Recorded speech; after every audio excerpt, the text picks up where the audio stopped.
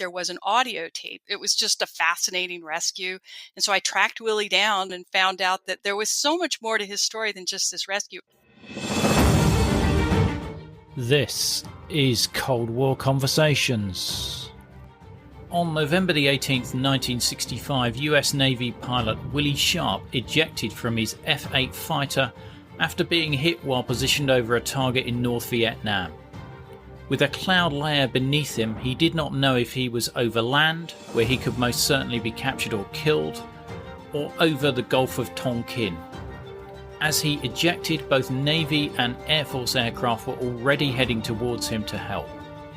Special thanks to Dennis DeFreitas and his YouTube video of Willie's shootdown, available in our episode notes.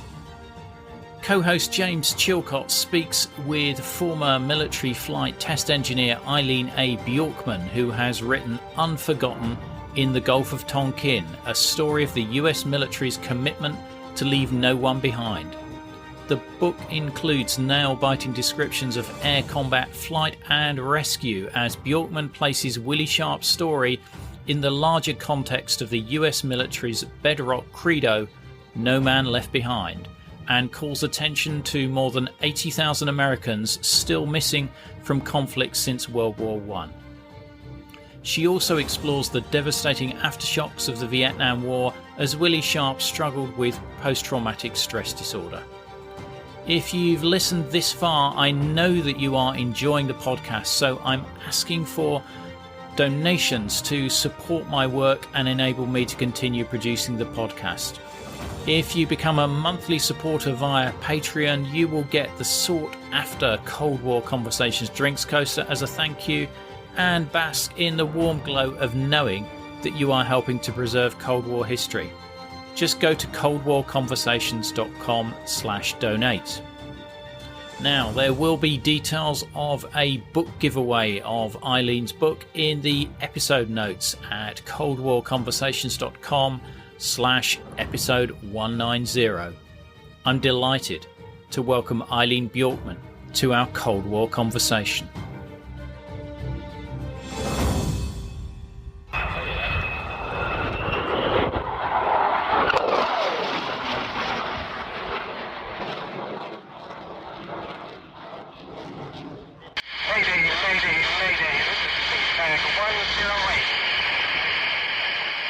Mayday, Mayday, Mayday. That was Willie Sharp on the 18th of November 1965. Willie was flying an F-8 jet over the Gulf of Tonkin during the Vietnam War, and he has just been catastrophically hit by anti-aircraft fire while attacking a rail junction. Shortly after this Mayday call, Willie is forced to eject from his crippled jet, a move which wrenches him from the certainty of his cockpit to the deep uncertainty of the battle space below. This is Willie's story of what happened on that fateful day.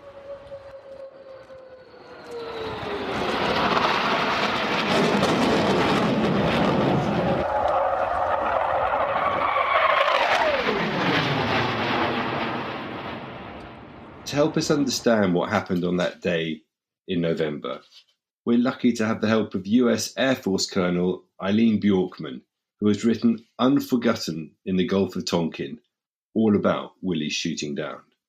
Eileen, welcome to Cold War Conversations. Thank you, James. Thank you for having me. Now, Eileen is no armchair author, and she has a lot of flight experience on military aircraft from 1980 onwards, and continues to fly today. Eileen, can you tell us a little bit about yourself? So I came in the Air Force in 1980, which was kind of the height of the Cold War, I guess you could say.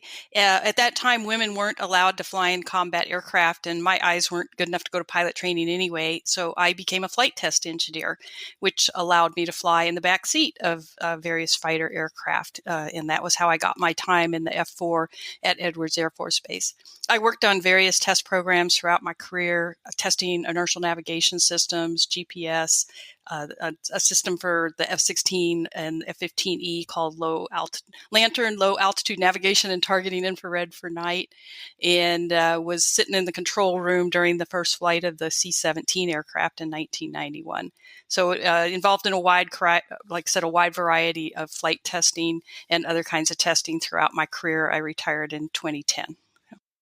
Can you tell us a little bit more about your book, Unforgotten in the Gulf of Tonkin? Why did you write it? So I got interested in it because I was actually writing an article for Air and Space magazine about the F-8. And as I was doing that research, I was interested in what the engine sounded like. A few people had mentioned to me that it had a very unique, distinct engine sound. And so I was trying to listen to YouTube videos one night, trying to hear that sound so I could perhaps describe it. And I tripped over this rescue of Willie that was on YouTube. Now, there's not a video of the rescue, but there was an audio tape, and so it was just a fascinating rescue.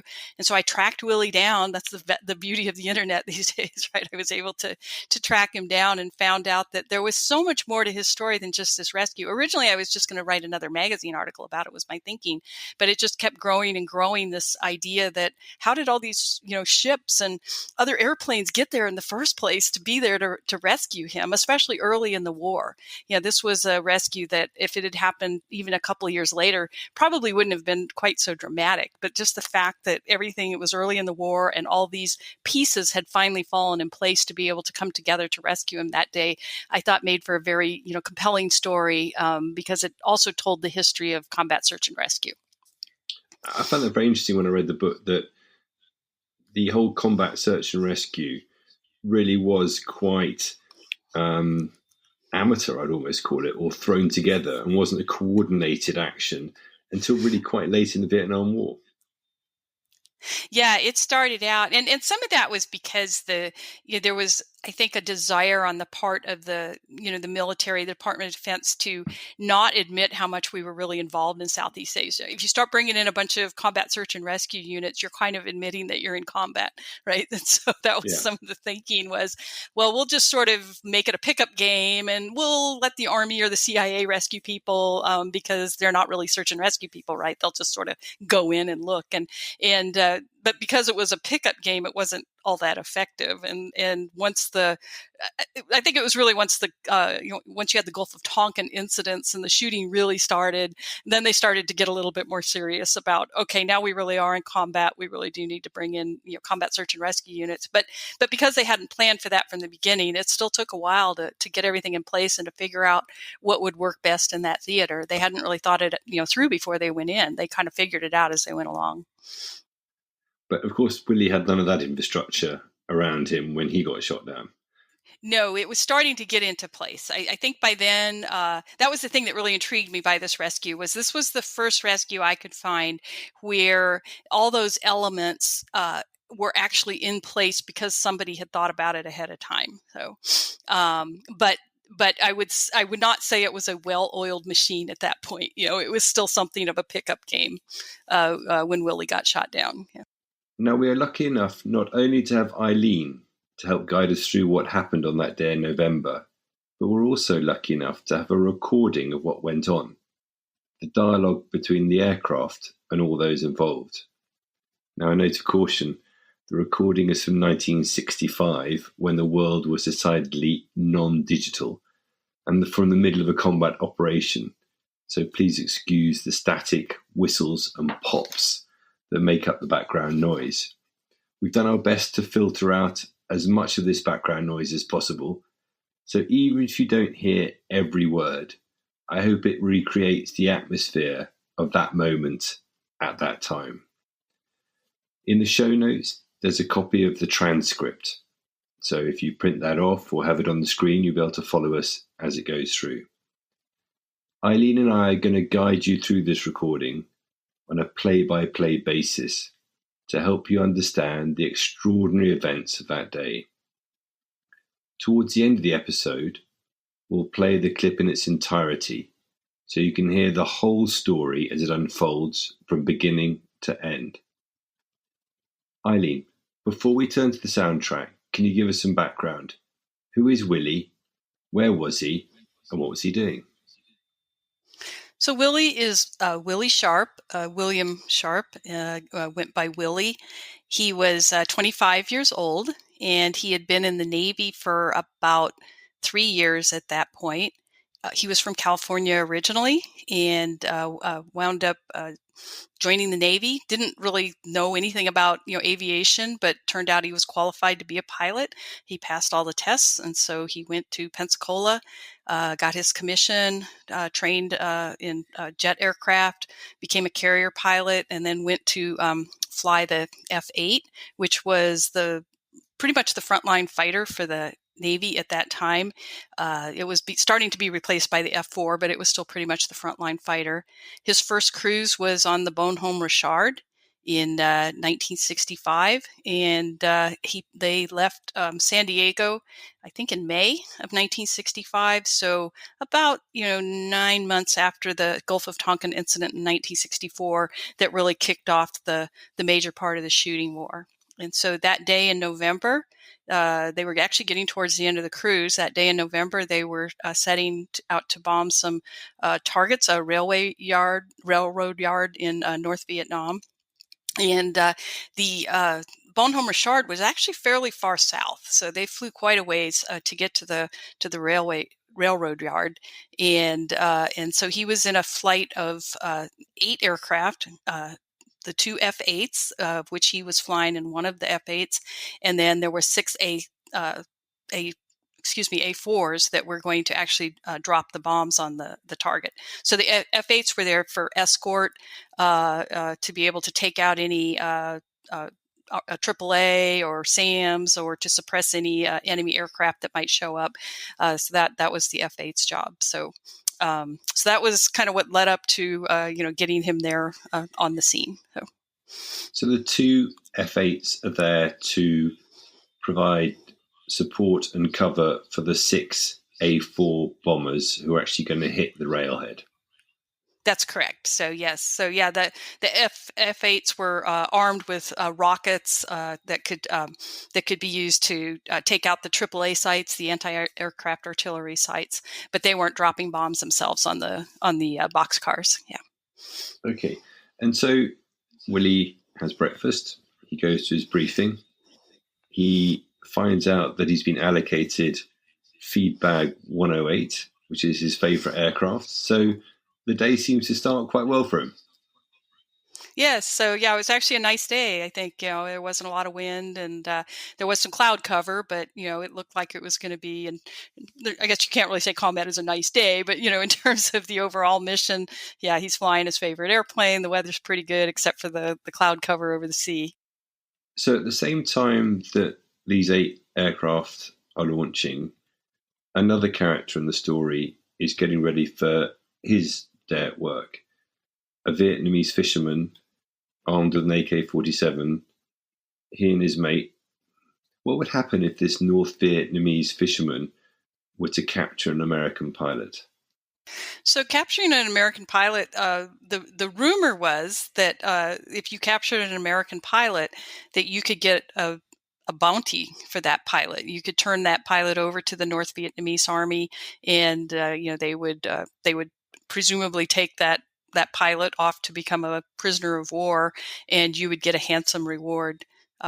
Now, how much that reward was, or if that was in fact true, I don't know.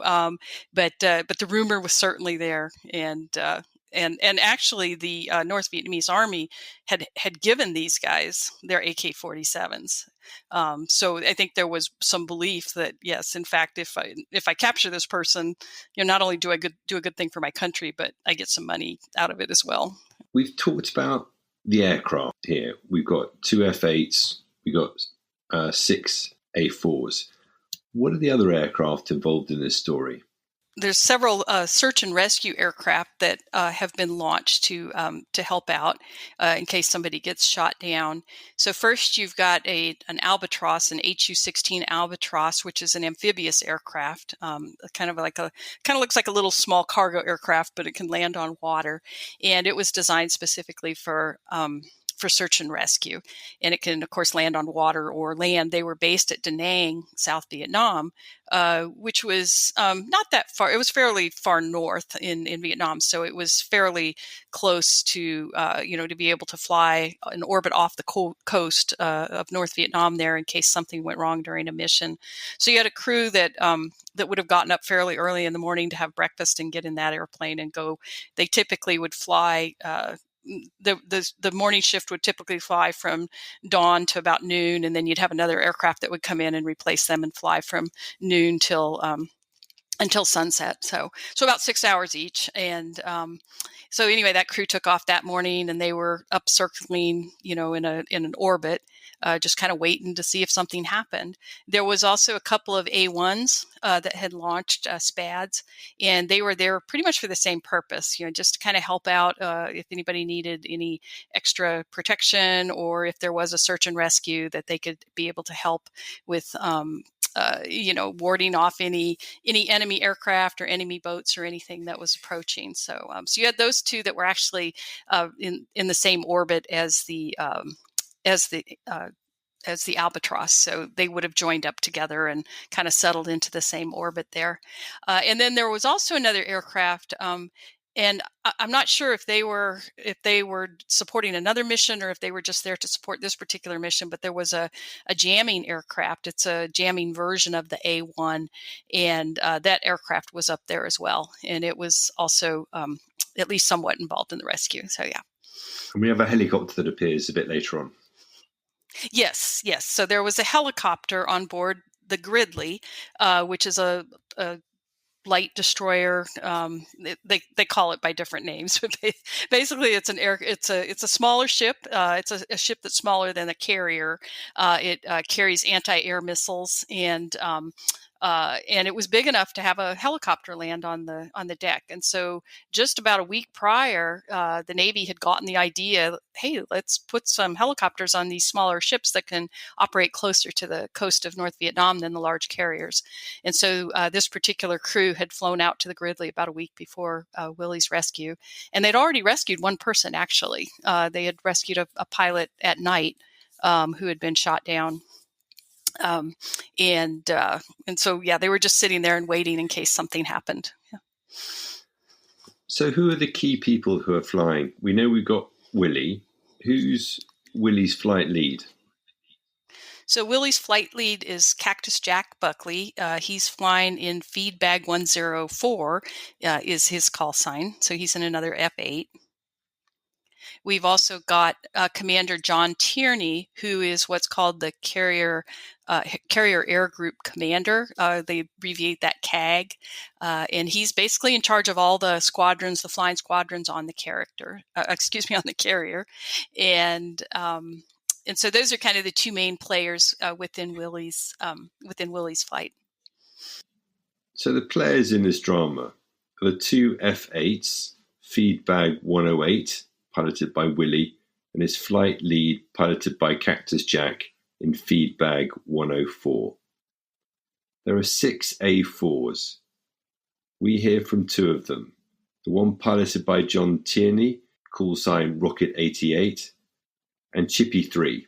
In terms of the ships, we hear from Fleet Fox, which is the USS Strauss. And in terms of rescue aircraft, with the Albatross out of Da Nang, with the call sign Crown Alpha. And then we have the Sea Sprite, a helicopter off the Gridley with the call sign Angel 43. That's correct. So yes, so John Tierney is leading the overall raid in the A4, and his call sign is Rocket 88. So he gets a special call sign because he's the CAG. So he has a different call sign from everybody else. Yeah.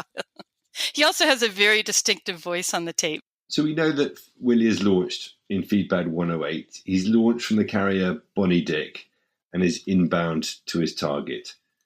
What happens next? So, well, first of all, there was, and this is significant, there was a cloud cover over the Gulf of Tonkin that morning, and at about 1,500 feet, as best I can ascertain. I don't have the exact altitude of the clouds, but it was about 1,500 feet. So high enough to be flying, for the search and rescue crews to be flying below it is where they were orbiting. So Willie's inbound to the target. It's cloudy. They're not even sure they're going to be able to find the target, because remember, this is 1965. So they've got to be able to visually see the target to be able to hit it. Fortunately, the target was not that far inland, but as they crossed over the coast and they started getting to inland, after a few miles, the clouds started to open up, and they were able to find the target. And the first three A4s delivered their first weapons to the target, with no problems. So.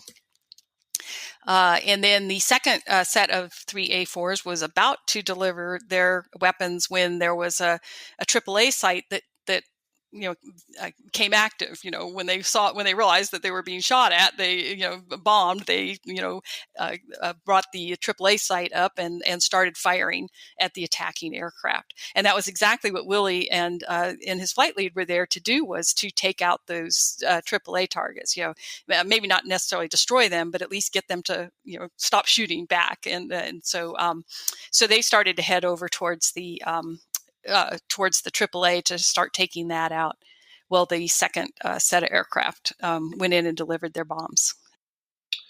But then the day turns slightly more complicated for Willie. Yes. So there was actually a second site that was firing, and he started to turn towards that site, and then got hit by AAA himself.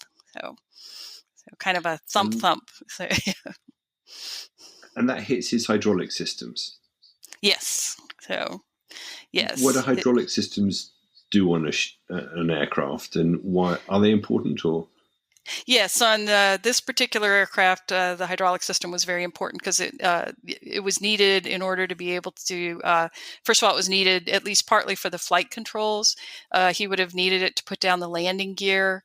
It runs a myriad of systems that are critical to getting the aircraft back on the carrier. Now, you can fly the aircraft with just one hydraulic system. It's got some backup systems designed to get it safely to the carrier. So if it had just been the hydraulic system, he probably would have been able to get it back. But it also started a fire, and that's not something you're going to fly back to the carrier. So. No, and in fact, that's what Rocket 88 says that he needs to deal with more promptly than anything else, isn't it? Yes. So once they catch up to him and realize that he's on fire, and he can't see the fire. That's the other thing, is he's not getting any indication in the cockpit that he's on fire. So once his wingman and John Tierney catch up to him and say, "Hey, you're on fire. You've got to get out," then everything kind of goes downhill from there. So Willie's gone in to hit one AAA site. He's been hit by a different AAA site. His hydraulics have been smashed and he's on fire. What does Willie do once he's been hit? So the first thing he did once he was hit, and he realized that, that he might have to eject. He didn't know that initially, but his first thought was he might have to eject. First thing he did was hit the afterburner and head east, back out over the Gulf of Tonkin, because he knew if he landed over North Vietnam, if he parachuted out of the airplane and landed over North Vietnam, that he would probably wind up being a POW. He knew if he got out over the Gulf that his odds of surviving and not becoming a POW were much greater. Eileen, what are we going to hear here? Yeah, so the first thing you're going to hear is actually quite a bit of noise, and then you're going to hear Willie coming in and saying, "I have 56 miles to the ship." What he's talking about there is he is using a navigation aid on the Strauss. And he's using that to navigate, or to help him navigate, and to help everybody else know where he is. So he's saying, "I'm 56 miles away from that ship at this time." So, and everybody knows he's to the west, so they know roughly where he is at that point. And then Rocket 88, John Tierney comes in and says, "Hey, give a Mayday call." And so the next thing you'll hear is Willie giving a Mayday call. And you'll notice by the time he makes that call, he's already covered another 3 miles. So he's traveling pretty fast at this point. He's going about 450, 500 miles an hour. So he's zipping along pretty fast. And then he has a conversation with John Tierney, he's saying, "Hey, I don't have a fire warning light." I think he's not quite believing that he's on fire yet. And then he says, "Well, I want to stay here a little longer because I want to try to get as close as I can." I think he's saying, "I want to get out as far over the Gulf as I can," and so then there's a little bit of conversation going back and forth about, okay, I'll tell you to eject, but okay, that's going to be up to you to make up your mind. And then you hear Crown Alpha checking in. So Crown Alpha now knows that there's something going on, and they're starting to head towards, they're kind of turning in the right direction and heading in. So you'll hear them call out where their position, and then Rocket 88 tells Willie to try opening the speed brakes, but he doesn't have any hydraulics. And then he says, "Hey, the flames are getting worse." And then finally, it's like, "Hey, it's going to blow. You need to go." And then Willie finally says, "Okay," and he pulls the handles. So yeah. All right, I hold lock on now. 100 miles. 56 miles to get you. Roger, understand. 70 seconds. All right. Okay, give her Mayday. Mayday. This is feedback 108. Presently hitting 095 inbound to channel 25. 53 miles out. I'm on fire.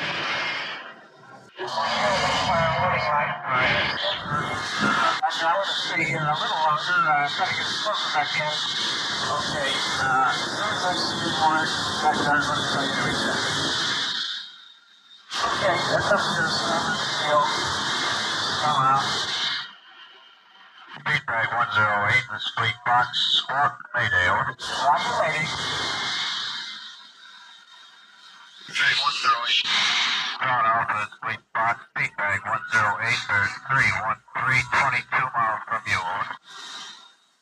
Alpha, roger. Now, try everything at feedback 1. See if that'll check the plane. Well, you can have no right side. You had better go. You'll get plane to the north. I'll go now. What's your altitude of projection? I'm at 11,500 now.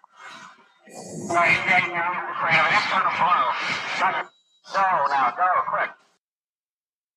In that first clip, we heard the traffic between Willie in feedback 108 and his CAG, John Tierney, in an A4, Rocket 88, as they try to work out what to do with the damaged aircraft.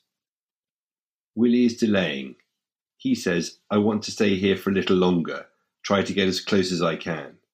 I want to stay here a little longer, try to get as close as I can. So Willie ejects. What happens when you eject from a fast jet?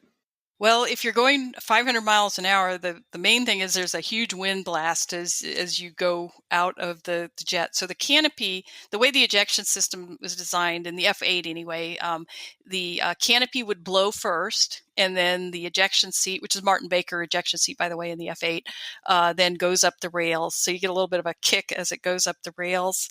There's a parachute, a drogue chute that comes out that kind of stabilizes everything. It's all very automatic. So Willie never had to pull a ripcord or anything like that. Once he left the airplane, it's pretty much all automatic from that point. But as he went out of the aircraft, because the aircraft was kind of rolling a little bit, when he let go of the stick, the aircraft started to roll to the right. And so in that fraction of a second between letting go of the airplane and pulling the ejection handle, the aircraft started rolling to the right. And as he went out, the wind blast wrenched his left shoulder back. In fact, it wrenched it so hard that initially he thought maybe the arm had been ripped off, by the wind blast. But at that point, he's out. He's kind of flying up through the air. Like I said, he's not really in charge anymore. He's kind of relying on all these systems to work right. Yeah, exactly. And he's falling through the air because he's still fairly high, and it's set to not open right away, so that he's not falling forever. So he's falling through the air, I think, for about a minute or so before the chute finally opens, and then he looks up and sees that yes, in fact, he's got a good chute, and now And now he knows he's going to live probably anyway. So yeah. So he's floating down to Earth, and suddenly all the other pilots start to be aware of what's happened and seem to go into quite a protective mode around Willie. Yeah, so yeah, they've caught up with him, and they're all like circling around him, and you can't hear it on the tape at all, but they actually started to circle around him as he's descending, and they're like, flipping him off, giving him the bird, and just, kind of teasing him at that point, like, kind of like, you loser, you got shot down, but John Tierney, he's not doing that, he's in charge, he's the adult in the room, and he's circling over him because he wants to make sure he gets rescued. So. And at this point, do you think Willie knows that he's ejected over the sea, or does he worry that he might have ejected over land? Yeah, he still doesn't know. He's not sure because he wasn't exactly sure how far inland the target was. He was just sort of following along. He was the wingman. He was just sort of following along. And with the cloud cover and everything, he just wasn't really paying that much attention. So at that point, he didn't really know where he was. So he's still kind of thinking, I might come down on land still, or, who knows if I'm in the water where I'll come down. So, yeah. So presumably at this point, Fleet Fox, the Strauss, will start to make some noise, and that Crown Alpha, the Albatross out of Da Nang, will start to move into action. Yeah. So they had called earlier that they were on their wing, or that they were on their way in, and at some point in here, the Fleet Fox calls the Crown Alpha and says, "Yeah, we've got you on the scope. We're paying attention to you." So they're tracking them now on their radars, and they also say we've got Angel at the time. We're watching Angel at this time, and the Angel is the Gridley. I'm sorry, the helicopter that launched from the Gridley. So they're tracking them as well. So, and then there's also the one of the A1s calls that they're on the way in. One of the SPAD pilots, Milestone 611. So.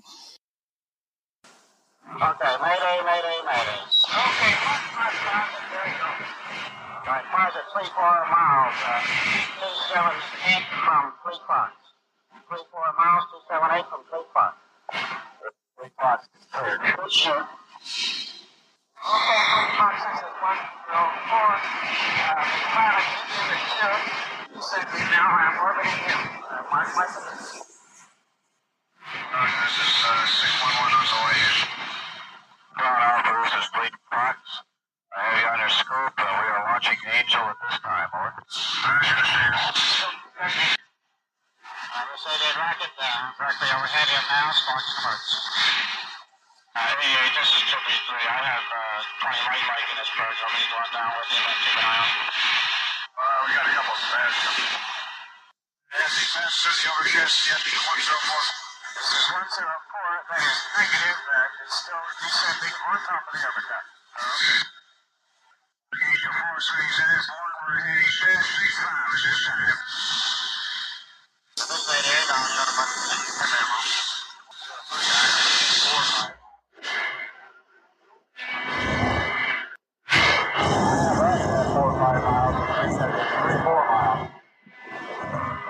4-5. This is 2B3 directly overhead. The pilot is laying down in the overhead. Roger, 35 miles. So in this second clip, we hear the pilots monitoring Willie as he comes down on his parachute through the clouds. It becomes clear that he's going to land in the sea, but not far from a North Vietnamese fishing fleet. And we hear Rocket 88 squawking Mayday as Willie is no longer able to do so. Okay, mayday. Okay, there you go. We also hear an enthusiastic A4 pilot, Chippy 3, offering to use his 20mm Canon, 20 Mike, to look after Willie as he floats down. EA, this is 2B3. I have 20 light bike in this bird. I'll be going down with him and keep an eye on. And we hear Tom Saint sing for the first time as he flies towards Willie, and the A1 SPADs move to provide overwatch. Gauge your force rings in. We're heading fast 35 at this time. So Willie's coming down to land in the sea. Nearby are some fishing vessels. What kind of threat does this present to Willie? So the biggest threat is, as we mentioned earlier, that a lot of the fishermen on these boats are now armed.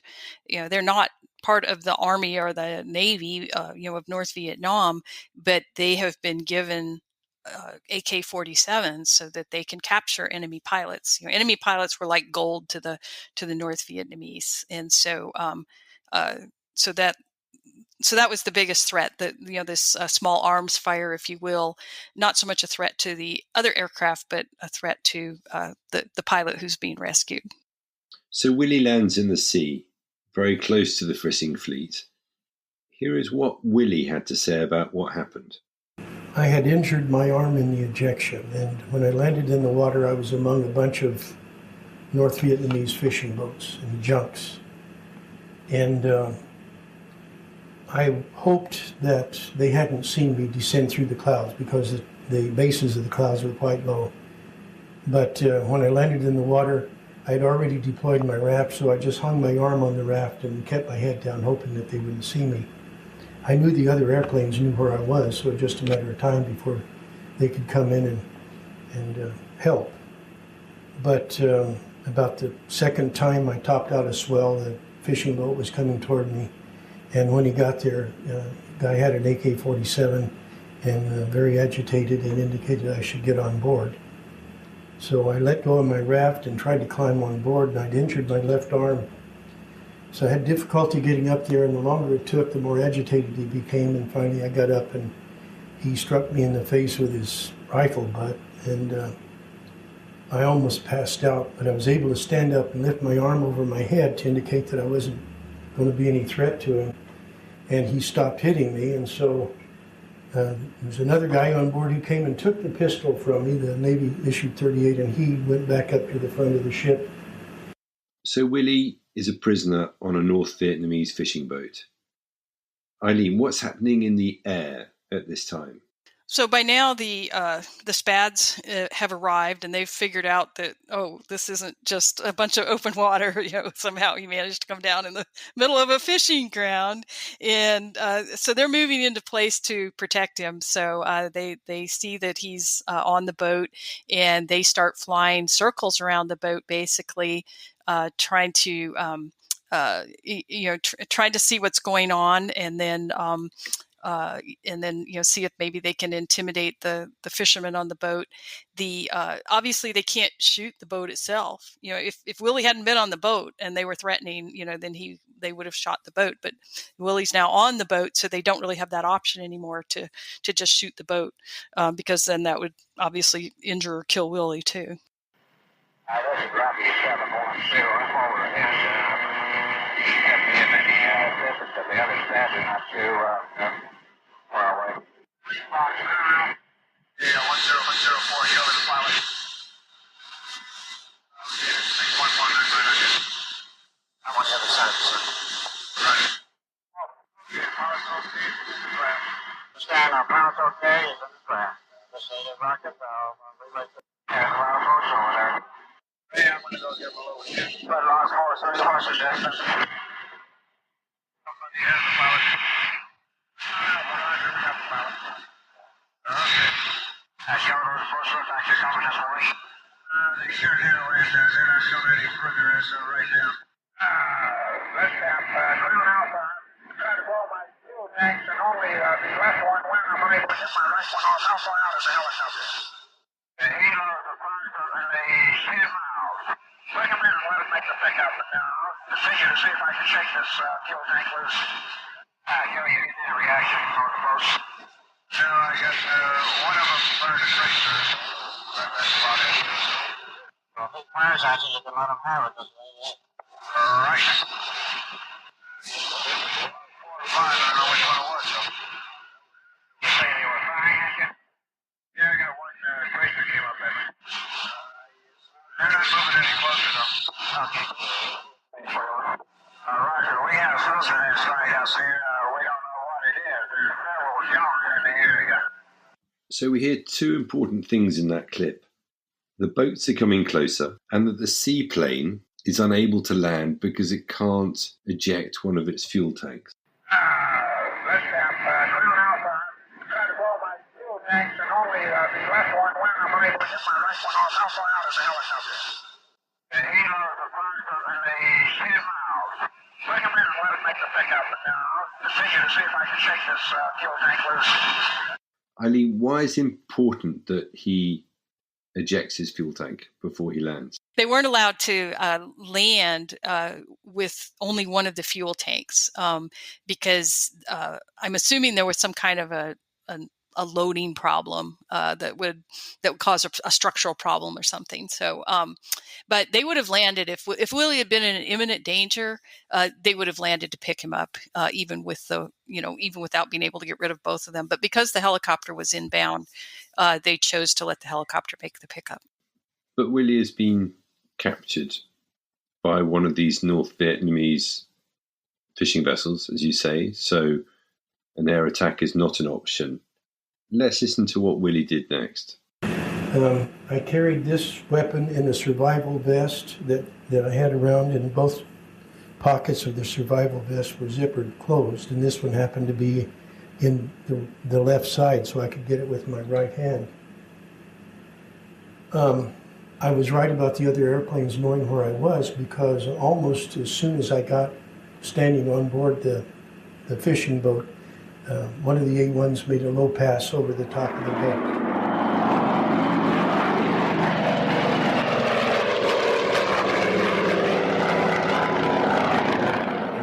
Low enough that I could feel the prop wash and smell the exhaust. And when they did that, the guy with the AK-47 cowered down and backed under a little shelter, sort of in the middle of the boat.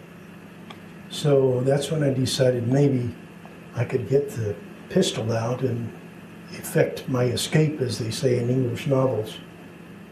So I let another opportunity pass. There were two of them, and they were just in a great big circle going by. So I decided the next time he wasn't looking at me, I would try to take the pistol out. The airplane flew over. I looked. He still wasn't paying attention to me, so I unzipped it and reached in, and it was in about this position. So when I got it, I was able to pull it out and have it in my hand. My problem was cocking the thing. You have to pull this blade back. My left arm was injured so badly I had no strength. So I wound up leaning against my knee like this and was able to cock it successfully. And I think my motion caught his attention, or he heard the thing cock. But anyway, then he looked up at me. He looked back at the other guy as if to say, wait a minute, you took his pistol. And now he was confused because I was now holding a pistol in my hand. And so once he decided that it really was a pistol and I was a threat, he started to turn the AK-47 at me, and I shot him 3 times in the face. Wow. And he went down. What did the other guy do?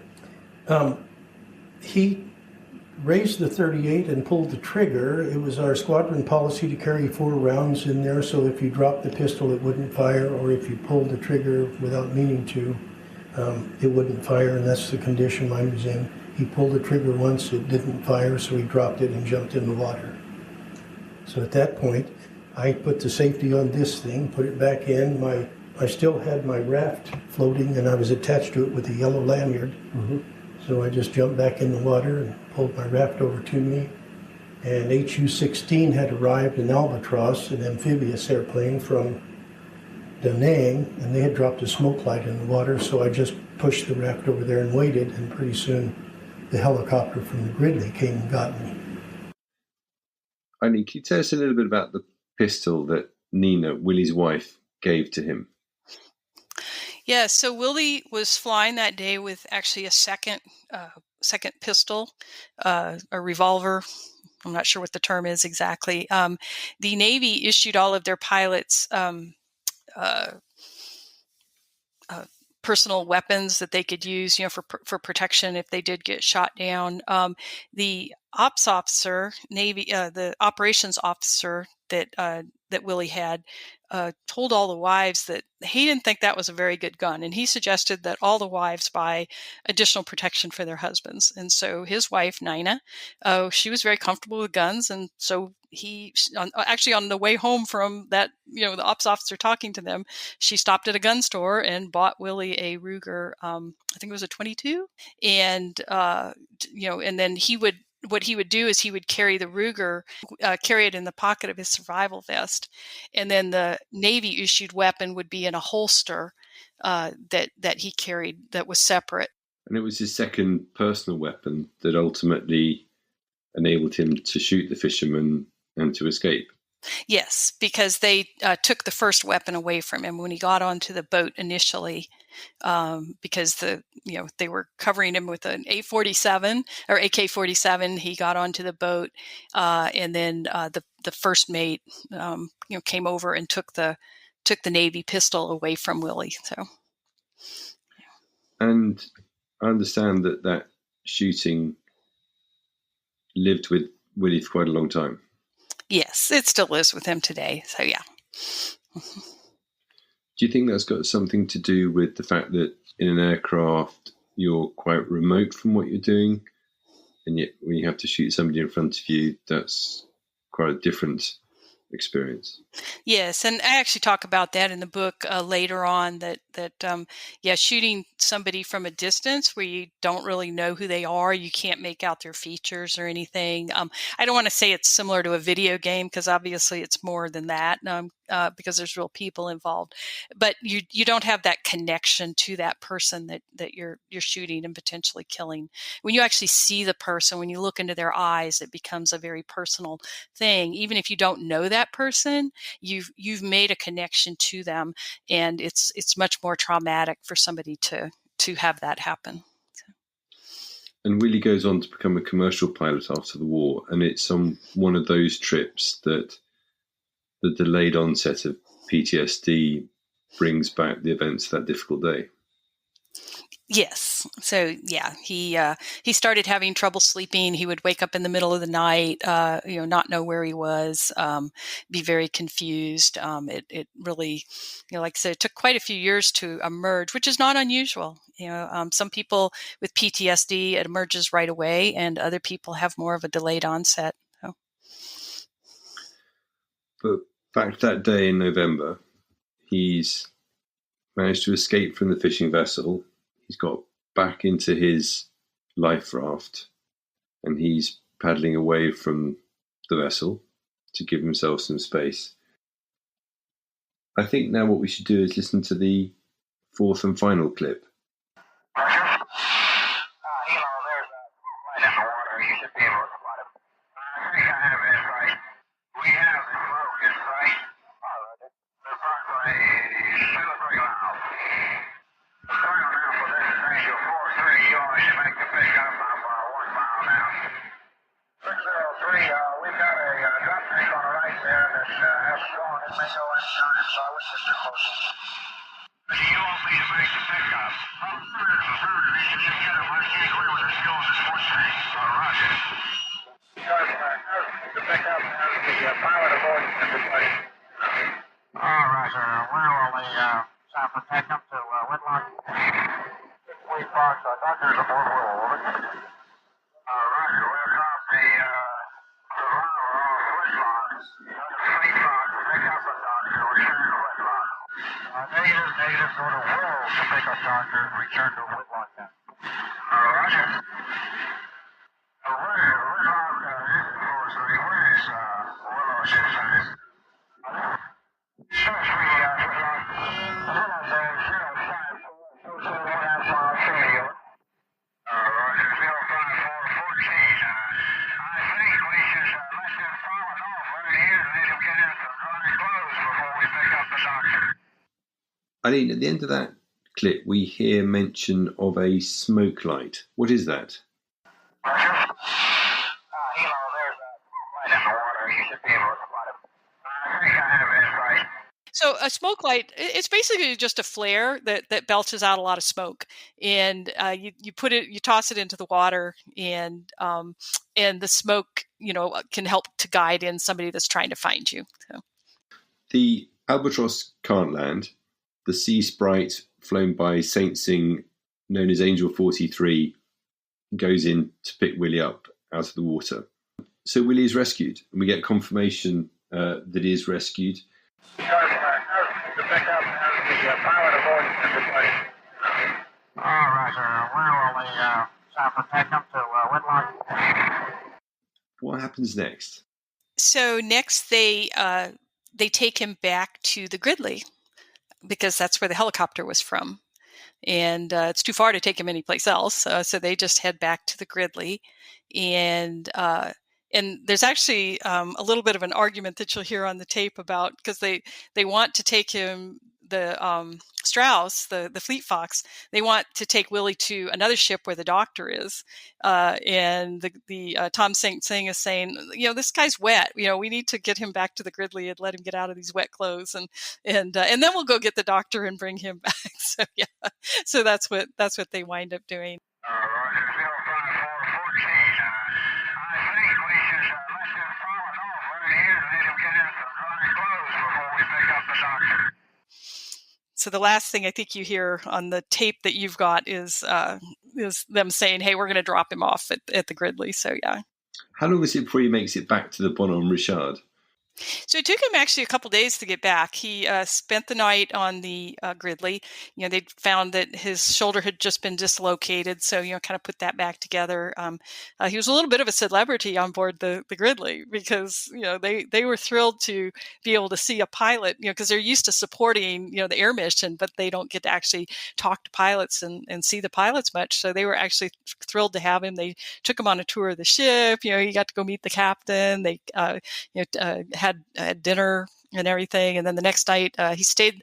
The next night, I think, is when he left. I think he had dinner and then left, but he didn't go right back to the Bonhomme Richard. Instead, he got on an oiler, I think, or a tanker, and then that ship took him to the USS Hornet, and then from the USS Hornet, they finally flew him back to the Bonhomme Richard. So it was a little bit of a, kind of a little bit of a chess game getting him back to the Bonnie Dick. And presumably he didn't fly again on that cruise. Oh no, he did. Yeah, he flew again almost right away. Yeah, he took, I think it was like the next day after he got back to the Bonhomme Richard. I mean, they kept him for a couple days, just to make sure nothing was wrong. And then they sent him to Subic Bay in the Philippines, where they would take the airplanes to get them fixed, things that they couldn't fix on board the ship. And they sent him there to pick up an airplane, and he flew it back to the ship. And then he flew several more combat missions before they came back. So, from a layman's perspective, and bearing in mind this is the mid-60s, this seems like quite a well-executed recovery and rescue of a pilot. Yeah, it, like I said, this one really was the first time, I think, where they had brought all those pieces together that was fairly well executed. But it certainly wasn't that way, like I said, in the early part of the war. The fact that you had these aircraft, the A-1s there to help protect, you had the Crown Alpha orbiting off the coast, that if Willie's shoot down had happened, even a year earlier, year and a half earlier, that stuff would not have been there, and it would have been much, much more difficult to rescue him. And if he had gone down where he did, there's a good chance he would have wound up being captured and would have become a POW. Before we play the complete audio track to you, there's one final bit which is recorded after the shooting down. Eileen, what's this all about? At the very beginning of the mission, once the Gridley crew realized that Willie was in trouble, they actually started recording it, which is the recording that you heard there. And they made a copy of that tape. This was back in the days when people still had, the big giant reel-to-reel tapes. They made a copy of the tape, and they gave it to him. But before they gave it to him, they added something onto the end. Lieutenant J.G. Sharp is considered closed for purposes of rescue. Let history show that Bill Sharp was all right, and he spent 2 days on Gridley prior to returning to his home carrier, the Bonhomme Richard. The doctor was back aboard Gridley in about 7 minutes after touchdown the first time to check Lieutenant Sharp over, whereupon he found no discrepancies. and a robust meal was had about 1800 that evening. In addition to your destroyer qualification sheet presented by Captain Sackett this evening, this tape of the history of your first punch-out with the compliments of USS Gridley. Take this, and may it be a memento and perhaps a conversation piece in your ripe old age. So we've split recording into 4 parts for you. Part 1 is when feed bag 108 is still airborne, and Willie is trying to nurse his damaged aircraft out to sea before ultimately ejecting. Part 2 saw the other aircraft tracking Willie as he parachutes down into the sea. Part 3 saw the planes start to coordinate a rescue as Willie is taken on board the fishing vessel. And Part 4 sees the final rescue of Willie back to the Grindy. Let's listen to it in one go.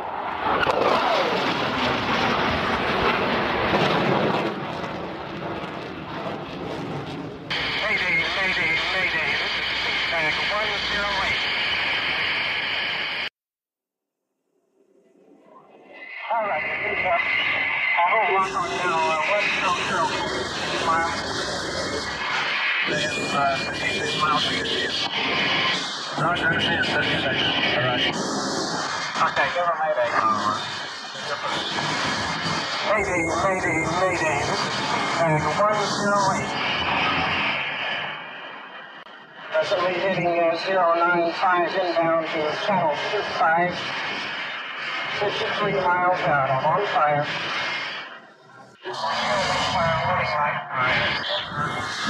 I want to stay here a little longer. Try to get as close as I can.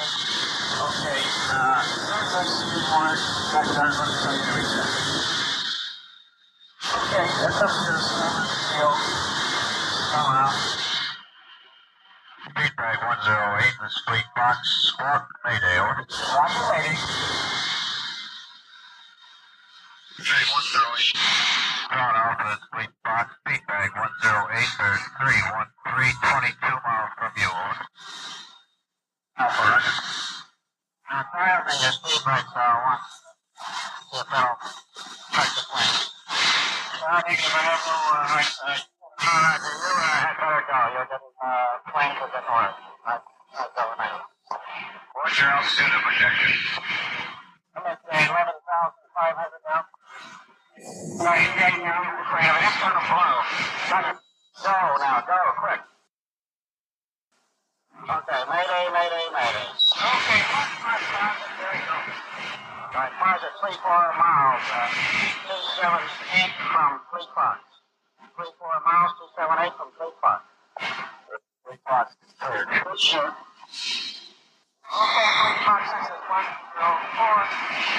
Pilot, you is sure. Said we now have orbiting him.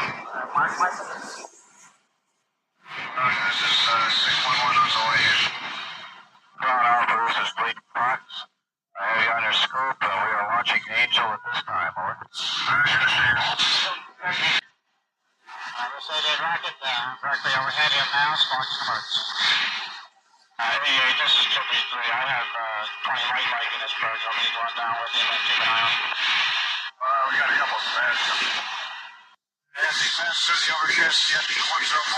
This is 104. That is negative. It's still descending on top of the overcut. Okay. Gauge your force rings in. We're heading fast 35 at this time. This right here, down gentlemen. Come here, Mom.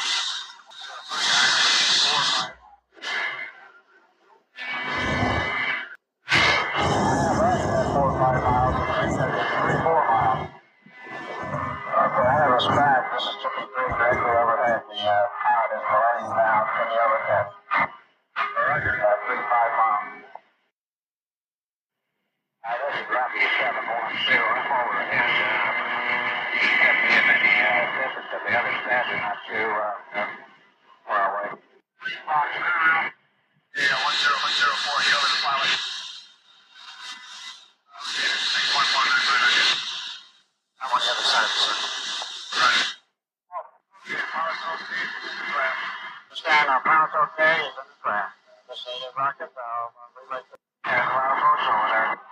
Yeah, I'm going to go give him a little shit. But lost horse, 30 horses distance. Okay.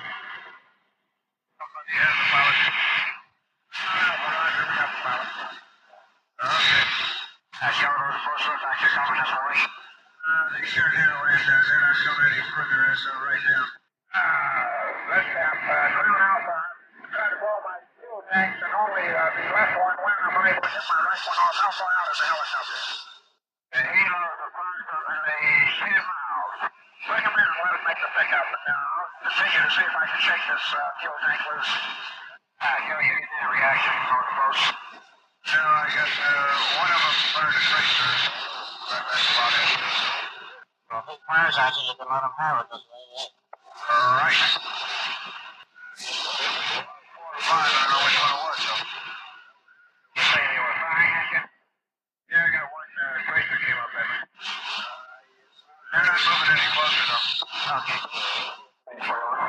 Roger, we have something inside us here. We don't know what it is. There's several shells in the area. Roger?